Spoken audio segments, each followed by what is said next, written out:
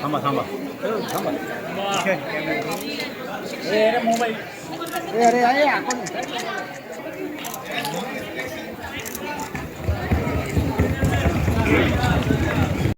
कारण मुलांना सकाळी शाळेत जायला बाहेर असतो आमच्या सुद्धा गाड्यांमध्ये कुत्रे लागतात. दुसरा विषय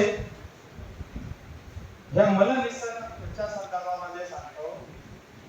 नेहमीची येतो पावसाळा, परंतु ह्यावेळी जूनचा वेळेचा त्यामध्ये जी येणार तो ज्याला म्हणतो आपण की पांडव नगरी कातडी शिवाराकडनं वडाळा रोडी कातडी नाव देतात. त्या नाळ्या असेल गोळी गटर असेल त्याच्यात वाळू दगड विटा अक्षरशः नगरी गच्च झालेली आहे. त्याला लोडे त्यांच्या भाषेत म्हणतात.